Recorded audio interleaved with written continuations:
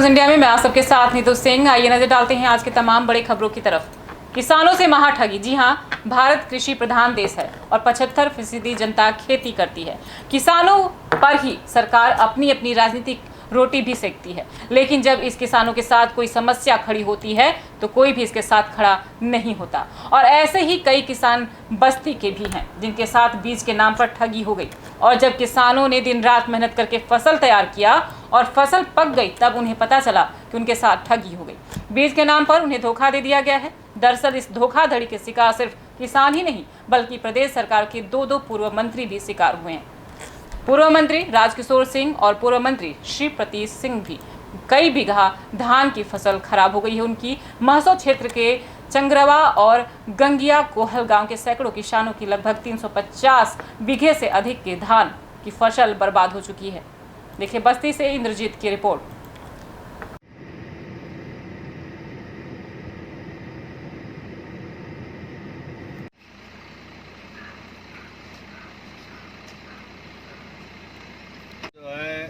आपका Dainik Jagran, Amar Ujala, print, electronic media सब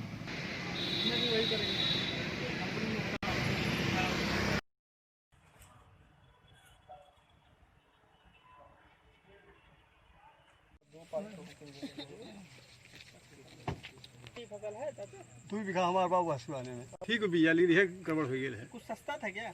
300 रुपये किलो, 100 रुपये किलो।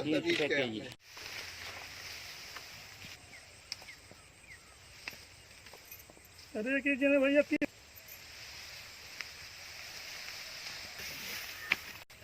सब ले ले इसे। हां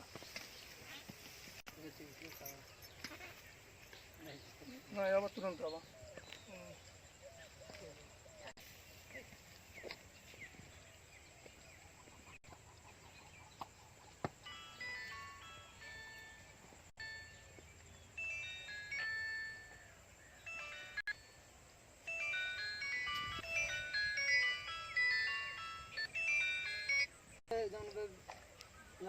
बाबूजी का मठा पर। अरे यहाँ देख जात बने इसे। हाँ सब जगह ही यही चीजिया जौन बनी।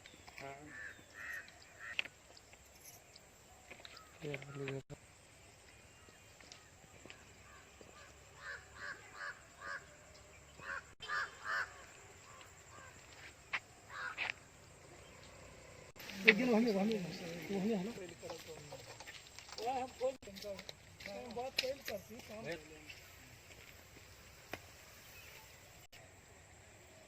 वो अंगद आ गई ना मौके।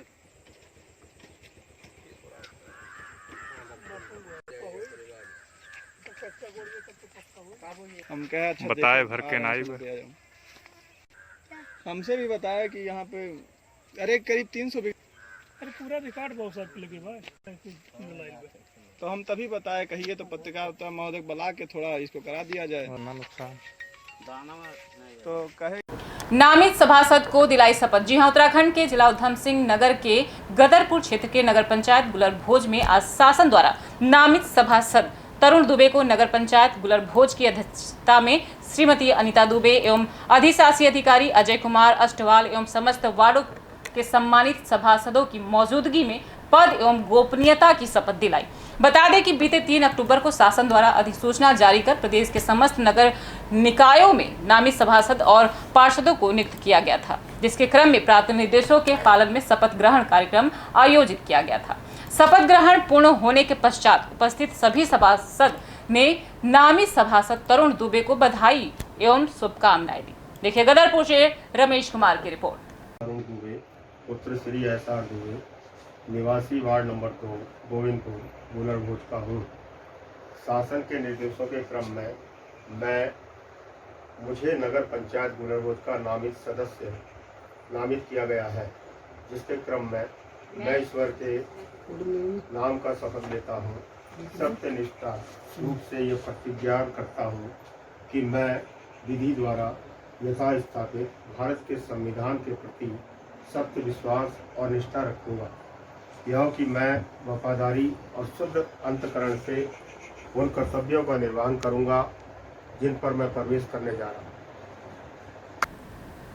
पंचायत चुनाव को लेकर ऊर्जा मंत्री ने दिया सुझाव। जी हां, राज्य ऊर्जा मंत्री रमाशंकर पटेल ने कहा कि पंचायत चुनाव कोविड की वजह से लेट हो रहा है। सरकार चाह रही है कि हम पंचायत चुनाव समय पर कराएं।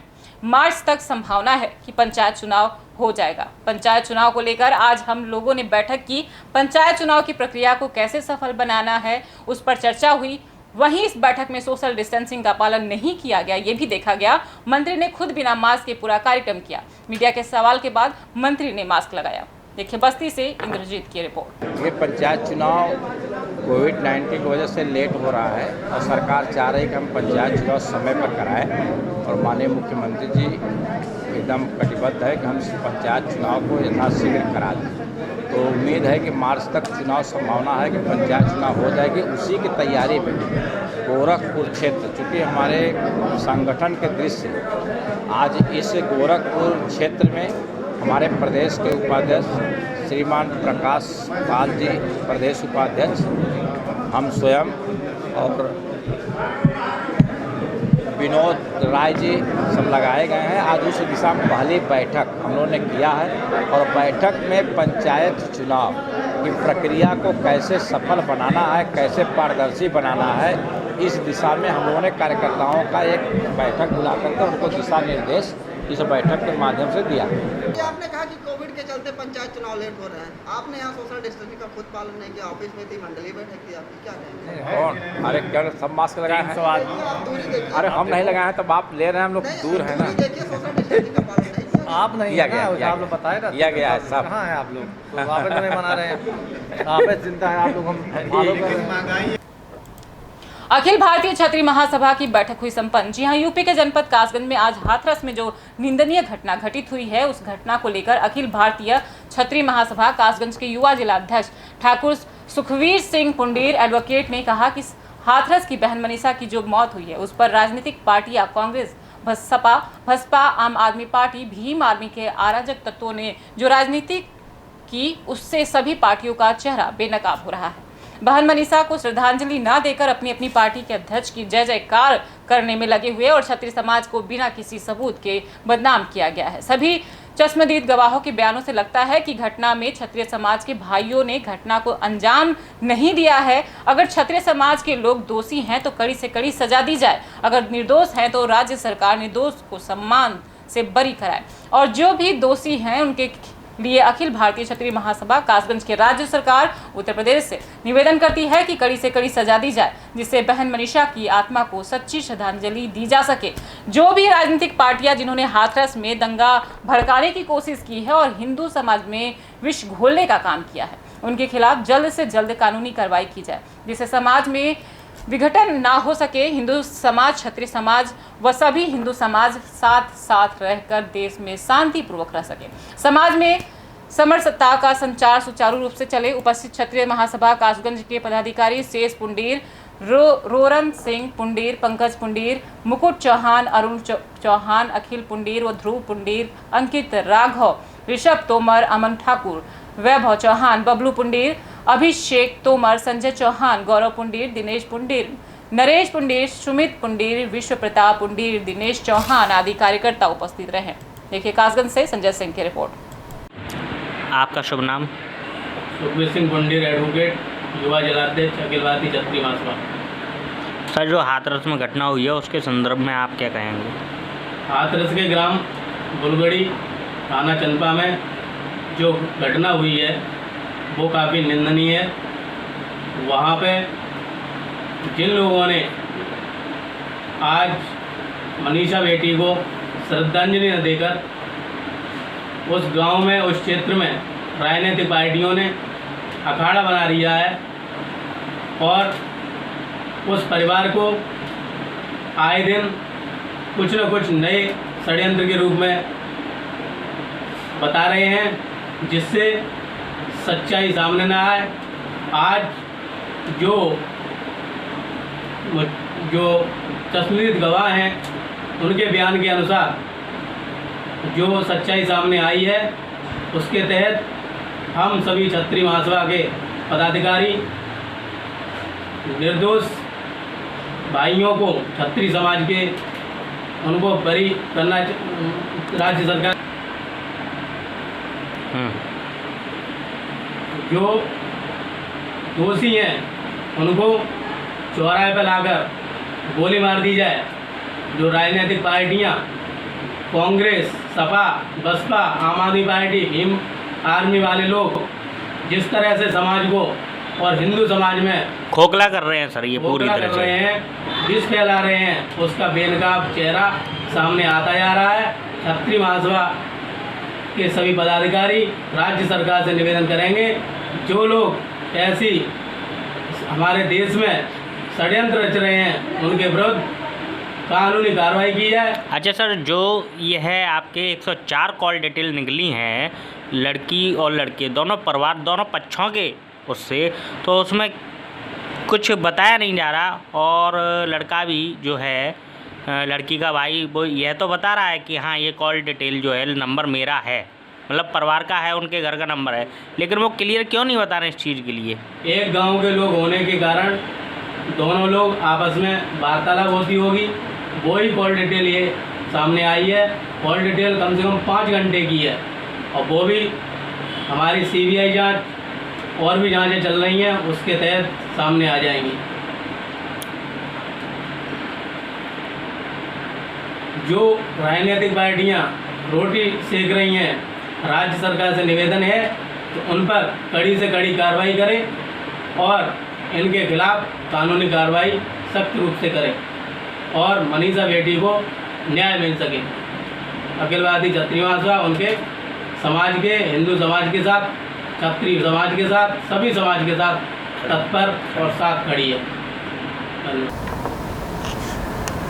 गौशाला में ग्राम प्रधान परिजन बांध रहे भैंस। जी हां, यूपी के बदायूं के गांव सोराहा में अस्थायी गौशाला होने के बाद भी खुलेआम घूम रहे गौवंश। किसानों की फसलें चौपट, सरकार द्वारा आवारा गौवंशों को लेकर लाखों करोड़ रुपए अस्थायी गौशाला के नाम पर खर्च कर रही है, फिर भी किसानों को आवारा गौवंशों की समस्या से निजात नहीं मिल पा रही है।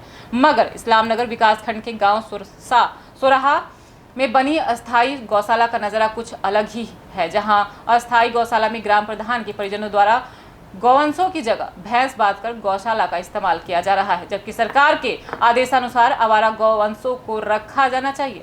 ताज्जुब की बात है तो यह है कि ग्राम प्रधान पति तेजपाल का कहना है कि गांव सोराहा में बनी गौशाला में भूख से बेहाल कई गौवंशों की गौशाला में दम तोड़ दिया, लेकिन आज तक किसी अधिकारी ने मामले पर संज्ञान नहीं लेते हुए ग्राम प्रधान पर आज तक कोई कार्रवाई नहीं की। उनका कहना है कि सरकार द्वारा 30 प्रतिदिन गौवंश के हिसाब से खर्चा किया जा रहा है, जिस खर्चे को गौशाला चारे का खर्च भी नहीं चल सका, जिस कारण करीब 6 गौवंशों के किसानों की सुपुर्दगी में दे दिया गया है। इसे साफ जाहिर होता है ग्राम प्रधान गौशाला संचालन के मामले में वह ज्यादा रुचि नहीं दिखा रहे हैं। देखिए, इस्लामनगर से नितिन कुमार।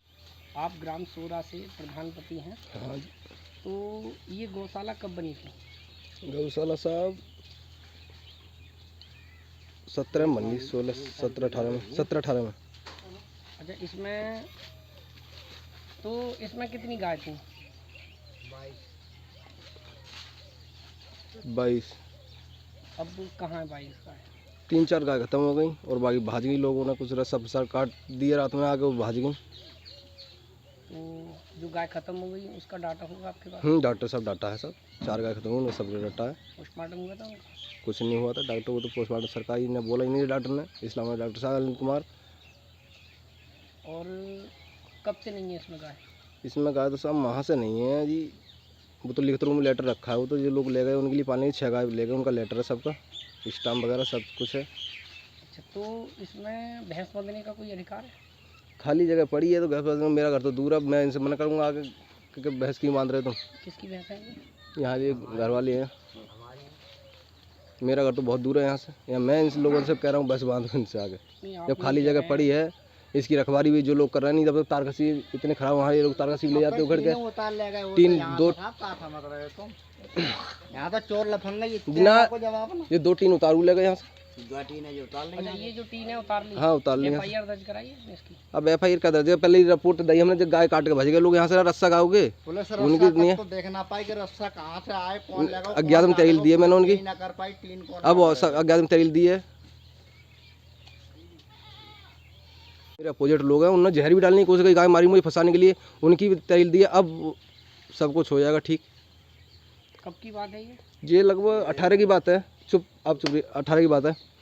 अब थोड़ा थोड़ा पता पड़ गया, मैंने CBI लग रखी है, ऐसी बात नहीं। मेरे भी कुछ लोग हैं यहाँ, उन्होंने मुझे बता दिया कौन कौन लोग थे जो जहर डाली थी और यहाँ गाय रस्सा काट गए थे। तो गाय जहर से मरी थी?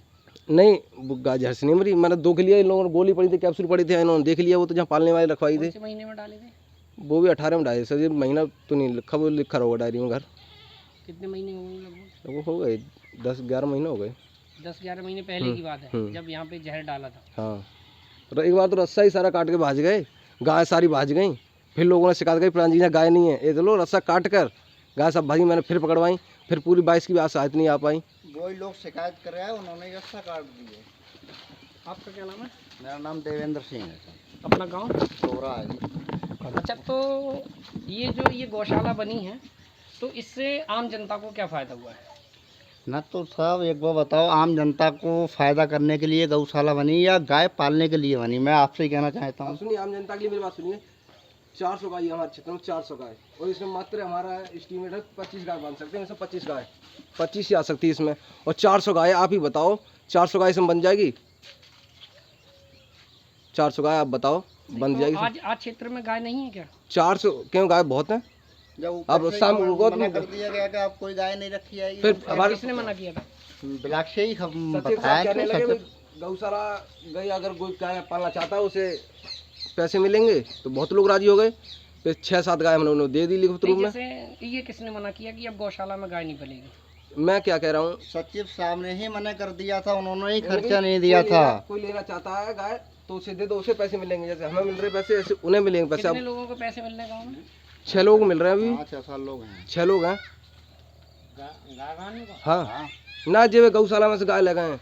अच्छा बाबा, आप कहाँ से आ रहे हैं? मैं तो खेत पे कुछ घर घर से आ रहा हूँ। अच्छा, कौन से फसल की कटाई चल रही है? बाजरा ही। तो आपके खेत में गाय नुकसान तो नहीं करती है? करती हैं, नुकसान क्यों ना करती हैं? आपको दुख नहीं होता? क्यों ना? नहीं, जैसे ये गौशाला बनी है, ये इसलिए बनी थी कि जो आवारा गाय घूम रही हैं, हाँ, तो उनको पकड़ के बांधा जाए। हाँ। और सरकार उसके लिए शायद कुछ योगदान भी कर रही है।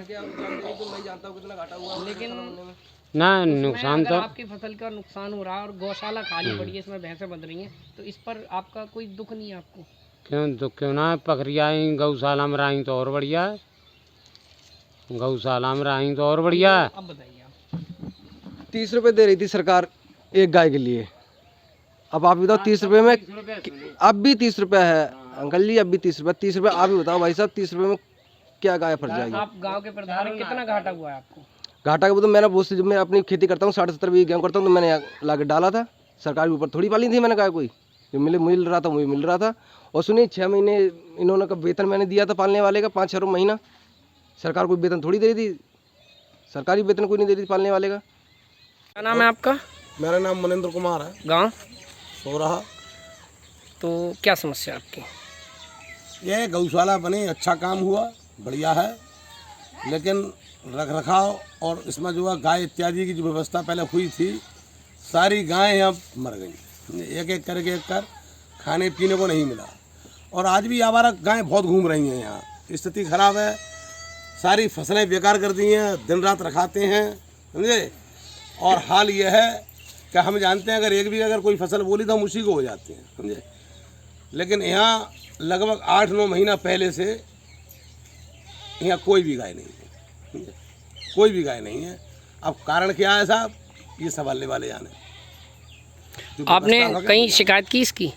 शिकायत इसकी एक आध बार नहीं की, एक बार की थी, इन लोगों से भी की थी, भाई गाय बांधो, लेकिन कोई नहीं बांधता। नहीं, ऊपर किसी से BDO या SDM वगैरह से कोई शिकायत की? ऊपर तो घर बनने के लिए आपकी रिपोर्ट। ये थे अभी के कुछ खास खबरों के लिए आप लगातार बने रहिए हमारे फास्ट न्यूज़ इंडिया के साथ। तब तक के लिए मुझे दीजिए इजाजत। धन्यवाद।